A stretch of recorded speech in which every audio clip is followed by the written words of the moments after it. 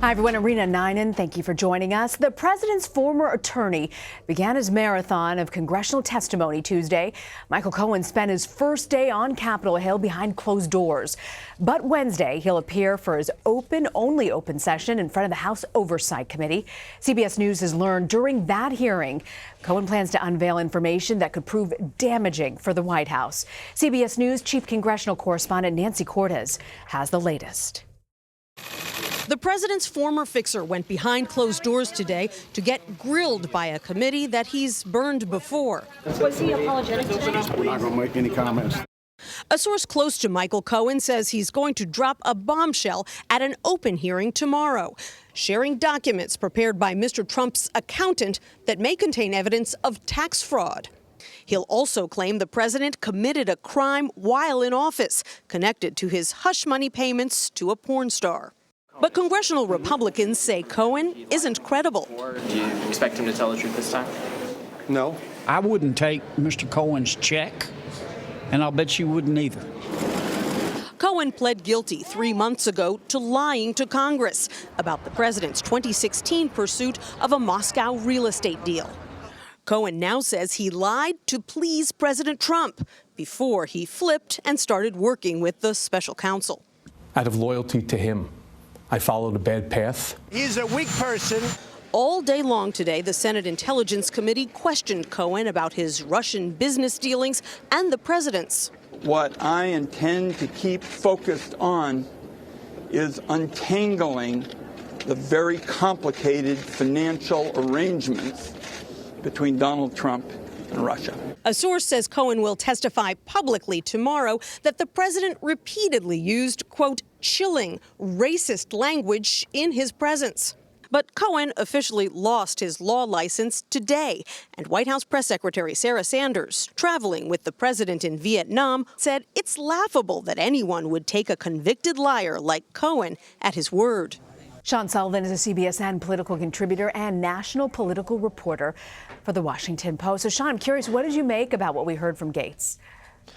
Well, if the lead up to tomorrow's hearing is any indication of how it's going to go, it's going to be very, very contentious. It's very clear that Republicans going into this hearing want to discredit what Cohen says when he testifies before this House panel.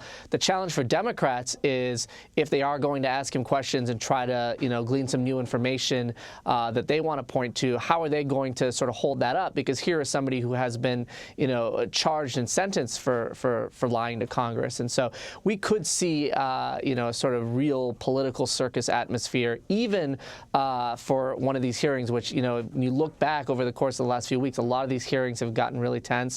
But this could be one of the most politically charged hearings we've seen in a long time. And we heard Cohen there say that he's looking forward to sharing his story. I'm curious what you're hearing from lawmakers. What do they intend to ask him? Well, I think they want to know, first of all, what information he can provide on a number of fronts, whether it's these alleged hush money payments for an alleged affair that the president has had. What does he know about the president's financial dealings? What does he know about what happened during the campaign? This comes at a point when a lot of lawmakers are bracing for the release of Special Counsel Mueller's report, I should say, which could be imminent. And so another question is, are they going to be able to extract any information from him that is relevant to that answers any questions on that front? So I would expect to hear the words Russia come up a lot. But again, on the Republican side, it will be interesting to see how aggressively Republicans do try to cast doubts on what Cohen says and how Democrats respond. Because again, this is somebody who has been implicated for not telling the truth. And so if Democrats are going to try to get information from him, you could expect to see Republicans say, hey, look, we can't really trust anything this guy says. I want to turn and ask you about the late-breaking news in the House. They voted Tuesday evening to pass a bill terminating the president's national emergency declaration. Sean, what happens next in this? Well, now it's all up to the Senate, where Republicans have the power, but it's not exactly clear that they're going to be able to stop this thing. Republicans have a narrow advantage in the Senate, and we've already seen some Republicans come out and say, look, I cannot support the president when it comes to this national emergency. So this is why a few weeks ago, Mitch McConnell, the Senate Republican leader, went to President Trump in a private conversation and explained to him some of the consequences that would happen if he were to declare a national emergency. And so now what we're seeing is the potential for this big showdown between Republicans in the Senate and President Trump. And if this resolution that pushes back against Trump's national emergency declaration passes the Senate, it will force President Trump's hand. It will force him to issue a veto, which the White House has already signaled that he will do. But that would pit Republicans against Republicans. That was something that a lot of Republican leaders in the Senate wanted to avoid. But here they are. They're in a messy situation.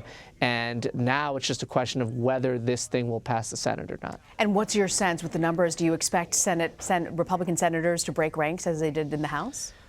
Some certainly are signaling that they are ready to do that. The question is, are there enough Republicans? Are we going to see 4 Republicans, given the advantage that Republicans have in the Senate, break ranks? And if they do, that is a blow to the president. That shows that there's enough resistance to this idea in his party to issue some real pushback on Capitol Hill. So we'll wait and see. It's not clear yet how this is ultimately going to come down. But again, this is a situation that is really messy for Republicans, and one that a lot of them over the past few weeks have said that they've wanted to avoid. I can't let you go without talking about Campaign 2020 and actually some of your own reporting. You're reporting about a shakeup in the campaign for Senator Bernie Sanders. What more can you tell us? Yeah, it's interesting. When you look at Senator Sanders' 2020 campaign, in terms of the personnel, it's looking a lot different so far than the campaign he put in place in 2016. Today, 3 top consultants who worked on Senator Sanders' 2016 campaign, who made a lot of strategy decisions, who produced a lot of his ads, said they are not going to be working with him this time around. It appears that there is a disagreement of some sort on strategy, on the forward-looking strategy of the campaign. It's not quite clear what those disagreements are over at this point, but what is clear is that Senator Sanders is now going to be turning to a new group of people to guide his campaign. He's already put in place a new campaign manager, different from his campaign manager in 2016. So in many ways, 2020, the campaign landscape is a lot different, but also Senator Sanders' team itself is looking a lot different right now as well, Rita. I'm curious to hear what the divide is ultimately on that situation. I want to also ask you, though, about former Vice President Joe Biden, who discussed the possibility of a presidential run during an event in his home state of Delaware on Tuesday. We're curious to know whether he's going to throw his hat in. Here's what he had to say. There's a consensus that the most important people in my life, want me to run, knowing, and by the way, they're not naive. The first hurdle for me was deciding whether or not I am comfortable taking the family through what would be a very, very, very difficult campaign. No matter who runs, it's a very difficult campaign. The primary will be very difficult, and the general election running against President Trump, I don't think that he's likely to stop at anything. He's got to make a decision at some point, Sean. What do you think? He does have to make a decision at some point. When you listen to the comments we just heard from Joe Biden, it sounds more and more like he's moving closer and closer to getting into this race rather than staying out of it. We don't know how he's ultimately going to come down. But if he does enter this race, he does have the ability to shake this thing up. He is one of the best-known Democrats in the party. He is somebody who I think a lot of Democrats look to as somebody who can appeal to voters that Democrats lost in 2016, places where Trump won.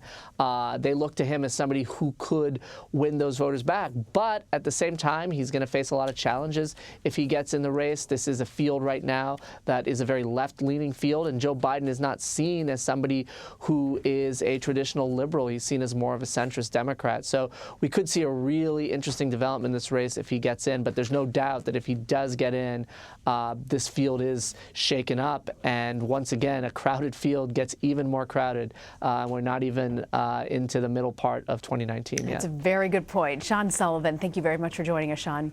Thanks, Rena.